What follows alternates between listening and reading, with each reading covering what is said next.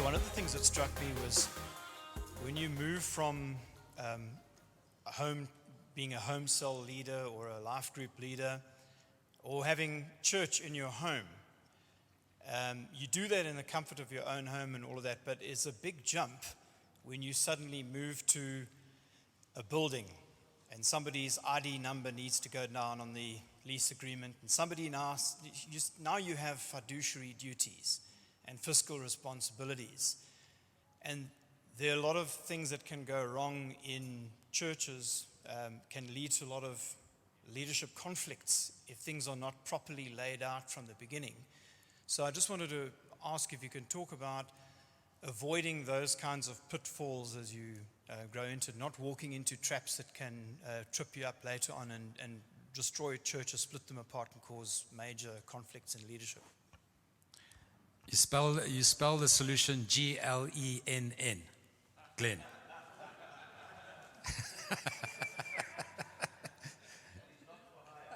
Yeah. Yeah.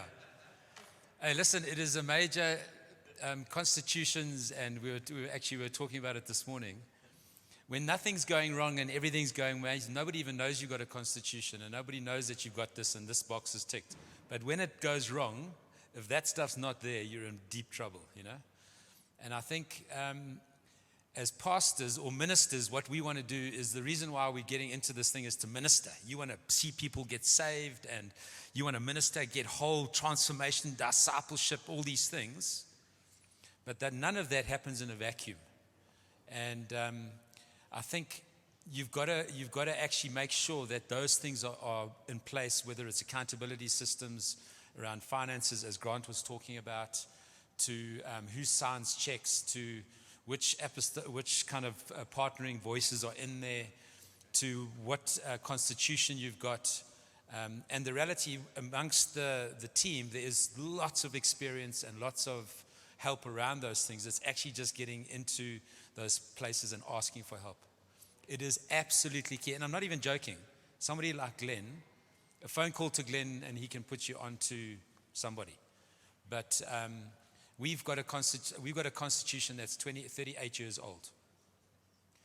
We were obviously part of NCMI, weren't part of NCMI, back with NCMI. Thank God we didn't change the constitution. The constitution still says NCMI, this thing, that thing. But it's kind of, even our constitution is going to say from an LGBTQ point of view, CRL, you know, this commission that's been going around. Our constitutions need to be tight, because that's what's going to hold you when those issues start to come around. So, and we've got to completely look at new constitutions. And Glenn was saying this morning that I think it's Paul Langton's got a great example of one. But yeah, those are absolutely key. Don't you neglect those things at your peril. So as you plant, I think what Grant said was so important. Start like you want to finish. Put your stuff in place as though this is going to be a church that is 500 to 1,000 people strong. Put it in place so that when those moments come, you can actually go through them effortlessly, rather than try to change from bank accounts to constitutions, all those things. I don't know if that's helpful, but.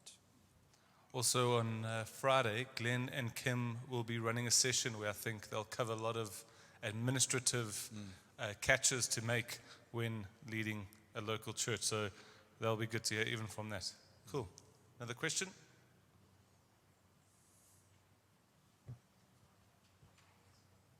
It's Dan, right? Awesome. I really enjoyed your teaching earlier. I'm just thinking in myself, transitioning Riverflow Church last month.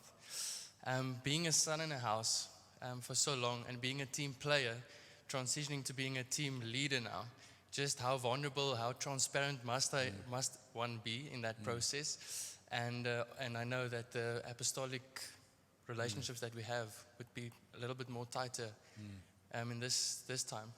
Maybe just a few pointers there in this transition phase. Sure. So I'd been at Glenridge since 1995, came into eldership in 2000. We were there when Chris and Merrill, who planted the church, they transitioned out. 18 months, then Rory and Mel Dyer took over, and then they handed over to Ryan, and then Ryan to us. So we'd kind of been there right through the stages as well. And kind of I was that guy. Everybody knows me, been around for a long time. Now all of a sudden you're leading. And the tension you've got to walk with is you are a son, so you're humble. You're not trying to be somebody you're not, and you are yourself, but you're also called to be a leader. So you've got to walk the space of actually God's called me to lead, and God's called me to lead this team now. And most of the issues are actually in you, not in the team. I've learned that. It's actually my insecurities. I'm thinking they're thinking, but actually they're not thinking. They actually just want you to lead. They actually just want you to bring stability. We went through a very tough time for 3 or 4 years of just all over the place. I was kind of like thinking, am I going to ever make this, you know? But you kind of just get up there, preach, lead, do what you think you're hearing God with the team, and God is taking care of it. But I honestly think half of those things in your head, being a son of people, it's actually your insecurity that you've got to get over. I think a lot of the guys, unless there's somebody that's really got an issue, which will become very clear in time to come. And then the team's changed. So from when we started leading, so the guy, Ryan and Mel, who handed over to us, were still in the church. Then they planted a church in Belito.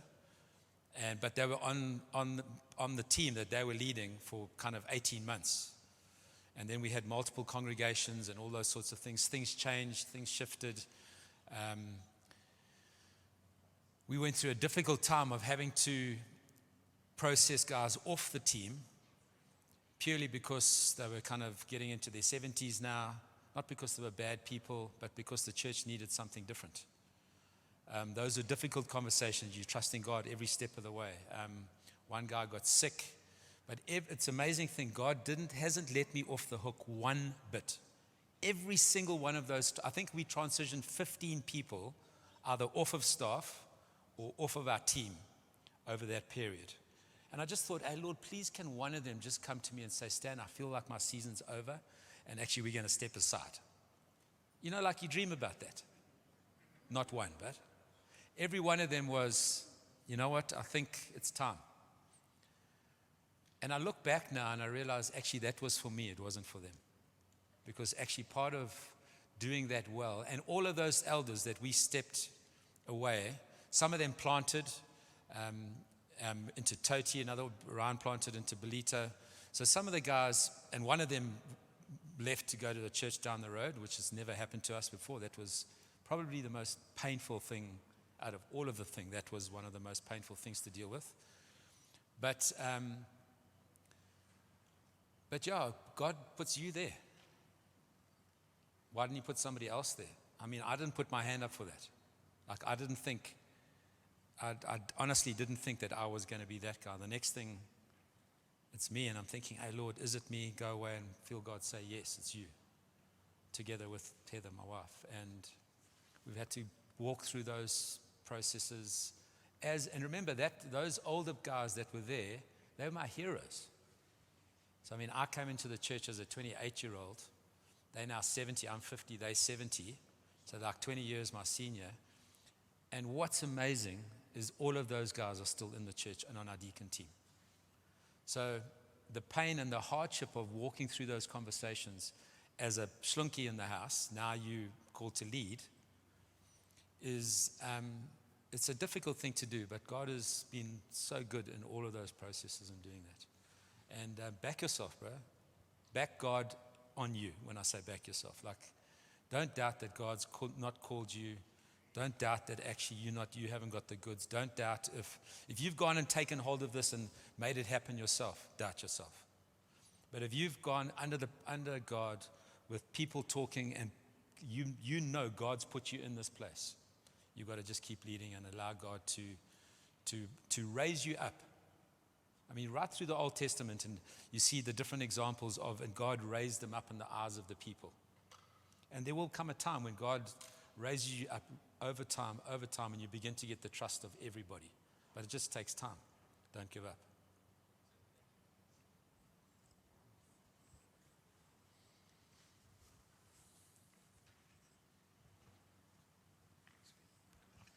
Thanks, Dan. Just following on from what Coral was saying, and just what Grant shared around kind of the model of your church, and I think it relates in this case more to the transition, but obviously with you guys, there were multiple transitions taking place, and did that affect in any way kind of the doctrinal and in the value system? But your model kind of had to adapt, because as you step into this role, now you've got vision and God's speaking to you. Maybe if you can just give us some examples of what did that model look like, and maybe how long it took, because as it says, when you step into that transition, you obviously want a period where the church is still stable and getting used to you as that leader, but then you don't want to wait too long that you kind of miss that opportunity for vision. So maybe if you just got a few pointers around that. Sure. Thanks. So because we were at Glenridge for so long, kind of the DNA of who Glenridge is over multiple leaders, kind of, I think we carried it. I think that was part of who we are. So I've been fashioned in that. That's what's taught me what I know. Alongside going to Bloom and eat LTTs and equips and all those things. I mean, that's kind of the DNA that I've picked up over a 20-year journey with God at Glenridge in the NCMI circle. So I think when you're in that place, your struggle is not so much doctrinal. Although there was a time when part of the wrestle was a doctrinal one. But remember, the elders are the highest governing authority in the church. So actually the elders have to guard that doctrine, not just the lead guy. And what happened with us is the elders stepped up like properly, governmentally, like that's not happening. And eventually kind of over transitions. So for us, my wrestle was not the kind of the doctrine of Glenridge historically is my doctrine. The way we do stuff, the way we build teams, the way we minister, the philosophy of ministry, the doctrinal stuff. What actually happened with us was more a relational breakdown due to some theological kind of shiftings and pullings this way and that way. And I don't think it was only us. I think at the time it was quite a few churches kind of in the NCMI ranks or ex-NCMI ranks. But so that was not my challenge was not so much theological, because actually when we came into leading, there was almost like okay, we can move forward now. The doctrinal stuff's there. This is kind of, we're used to this language. We know that. We're not trying to change it. That's actually, there was a relief of that from that kind of worrying. For me, it was relational. For me, it was transitional. It was like a 38-year-old church. The one couple had been in eldership for nearly 30 years. So it was kind of transitioning all those people with all of that. It wasn't the one thing, it was multiple things all at the same time that was tough. And remembering that you, the leader, are learning to lead. So you come with all your insecurities. It's one thing being on team to being the lead guy. On team, you can park off, you can give your opinion, and you can be a good team player, which I honestly think I was. I don't think I was a bad team player. But now you're learning to lead. You kind of redefining in your own mind exactly, your thinking is completely different to when you're the captain of the team to when you're on the team. So I'm in my process, in my ideal situation, you transition, there's a handover, there's a space, there's a transitional period. It's all done in team, and you processed it with external people, internal people, and you transition. Even then, it's difficult. We weren't like that. Ours was just raging sea and all sorts. And I'm like, I didn't even know what, it took a little bit of time to settle down. But as soon as I settled down and found out, actually got my confidence and got my courage, everything came down to land. And so whether it's preaching or whether it's in an elders meeting or whether it's in a leaders meeting, a deacons meeting or whatever, there becomes a confidence and a courage to say, right, this is where we're going.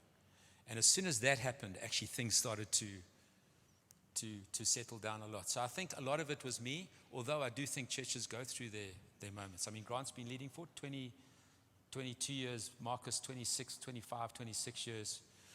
So there's been a longevity of that, and the churches have been able to just keep. When we went 2010, 2011, Rory handed over.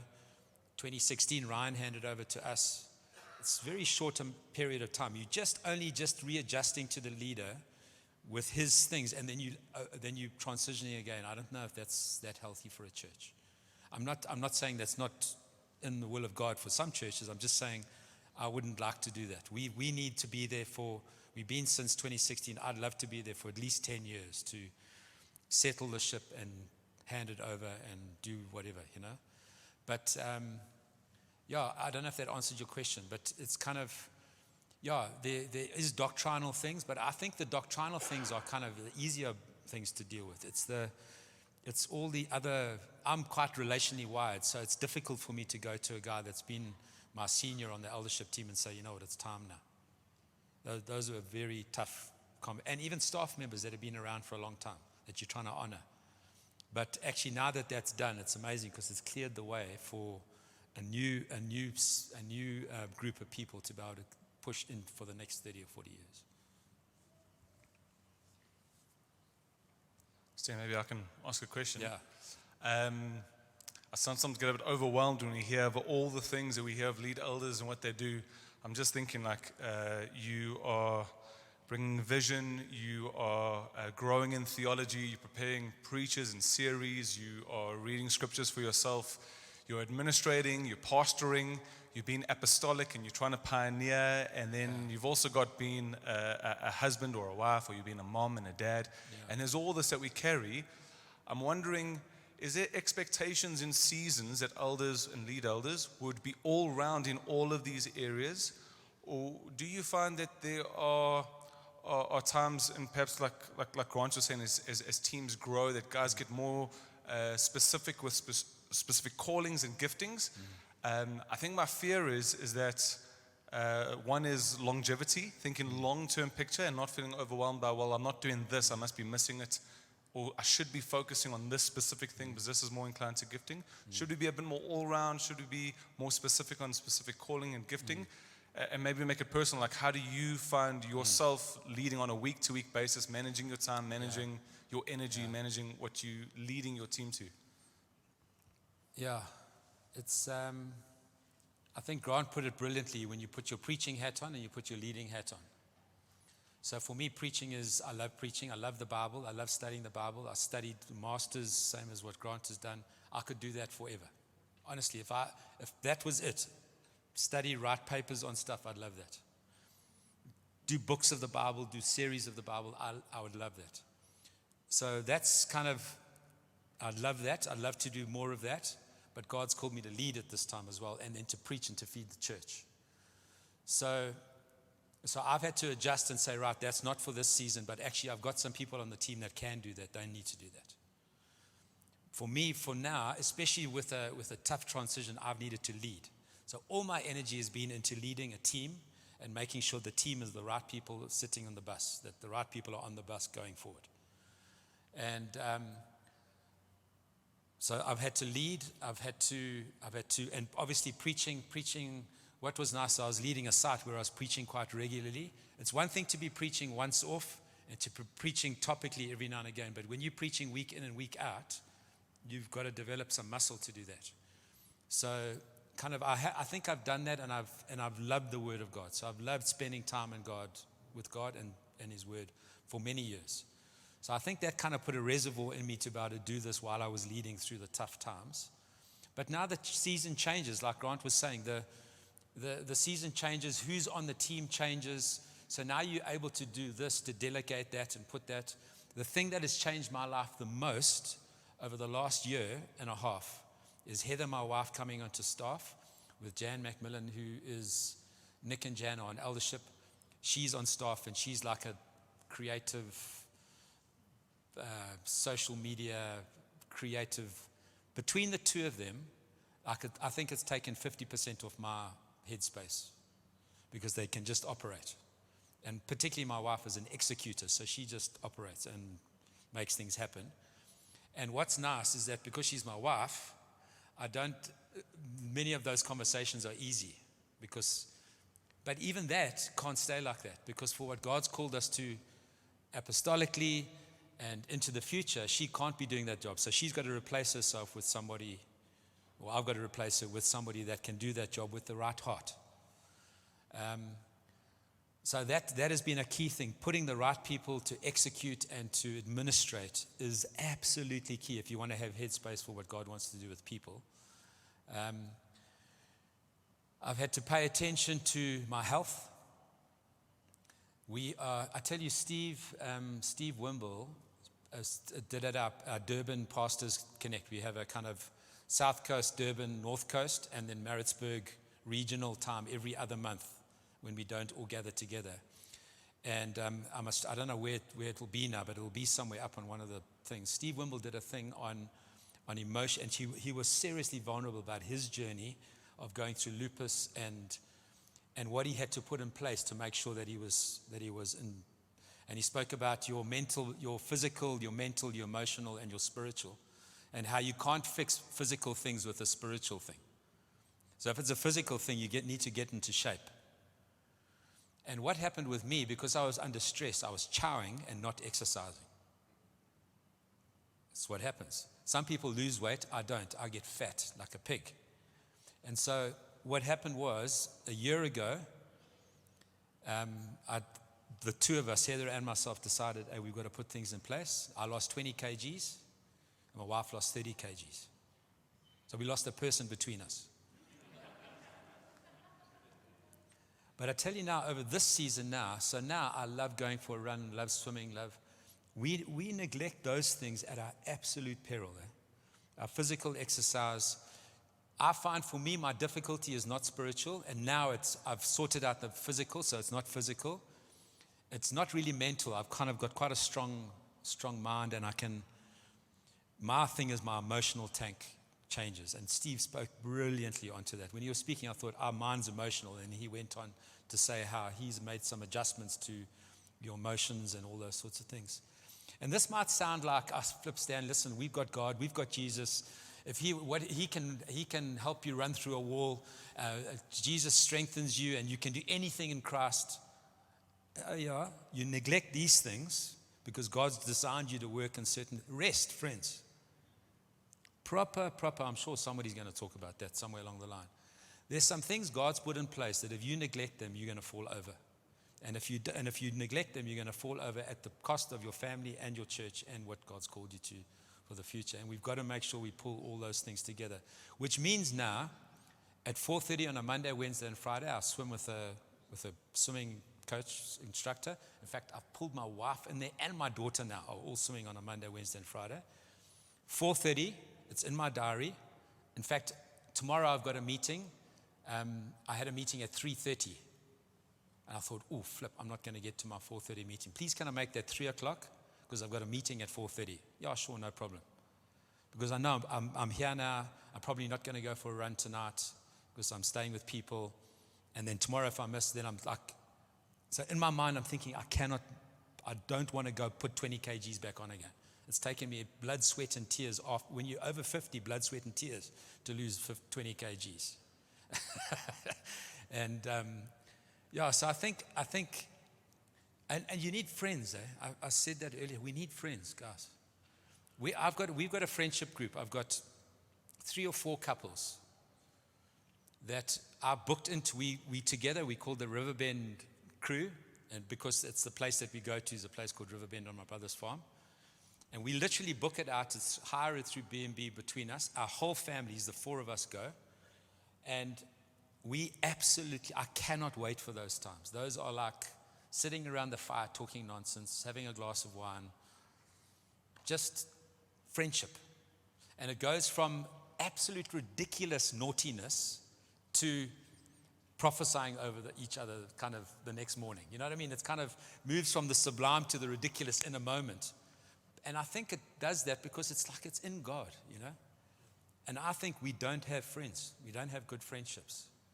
And I'm on a mission to make sure that I've got friends that I can grow old with, that I can stay healthy, that I can keep walking with God, and obviously paying attention to your family and the stages of life that your family are in is very important as well, because my kids are getting to the empty, I've got a grade 9, and then when he finishes, the other 2 will be on their own, putting money into not that off my books. And so all those things have their own place, and you've got to figure out what that rhythm is, but you've got to find that rhythm. Otherwise, you're not going to last the journey, you know? Yeah. And you know what? When you're in a spacious place, you kind of can get away with it a little bit. But I think God takes you through some narrow spaces just to make sure that you put the things in place that will last you for the rest of your life. I don't know. It's a answer. Cool. I am told that Thursday Steve is going to be giving that talk here. Wonderful. So, Oh, brilliant. yes. Listen to that with open ears. Awesome. If there's any other burning questions, otherwise, okay. Can I maybe go there for a last one, and then we can ask questions another? Maybe just the choice of partnerships, relational, bringing people on, maybe key discerning issues. I think I've got a pastor's heart, so you trust easy. Yes. Just to be asking God a year or 2 later, that was in their hearts anyway. Yeah. But I've missed it. So maybe some key discerning points that you can maybe. 100%. Well, I think we've got space to miss it because Jesus brought Judas onto his team. So I don't think we're perfect, you know. And Adam had a good father. So I think we can miss it even with the best of people. Got to make choices, you know. But, one of the things I kind of got quite idealistic with my thinking of elders. It's all about the call, and it's about what the church needs, and what's the call on this person, how are we going to facilitate that, all those sorts of things. And I think those are all good. But one of the things I've realized in this process now, again, I'm learning. Man, you've got to have somebody that you connect with at some level, relationally. And I think our team at the moment, we've pretty much got that. And you connect with different people differently, but the people that you choose have got to be able to work on your team. I was talking about a couple now with Marcus, with a friend of mine, and they're an amazing, amazing couple, like good people. They are quality, just down the line, they've served God, they've served the church. And my friend wanted to bring them onto eldership. And I said, bro, don't bring them onto eldership. They're quite black and white, bordering on maybe a little bit religious. They're good people, but you're going to battle to work with them on team. Anyway, brought them onto team, and they've ended up stepping off the team, and they're now with us. Thank you, Jesus, that they're with us now. But they're good people. I'm not saying that. So I think in all of these things, your basics for eldership is do they love God? Do they love God's people? Not just do they love people, do they love God's people? People can love people, but do they love God's people? Do they love the church? And are they living beyond themselves, not for themselves? You know, those are they shepherd-hearted? All the 1 Timothy chapter 3 stuff is all in place. But I think in my mind, we're preparing people for eldership, whether they're at our church or another church. So we'll keep training elders. But I think people have got to be a right fit for your context in that space, particularly with you. If you've got somebody that is not vibing with you, you can have them on the team, but you're going to spend a lot of emotional energy dealing with that a lot of the time. In fact, I spoke to another friend who did that. In fact, they've also come to our church now. And he said he spent more time with that guy, trying to deal with that guy, than the rest of the team. And again, they're good people. These are not devil. This is not the devil. This is not demonic. They're good people, but they've got a different vibe, and they're just not connecting. So I would be careful about even that, you know. I mean, Grant can maybe expand on that, but those are some things I've learned.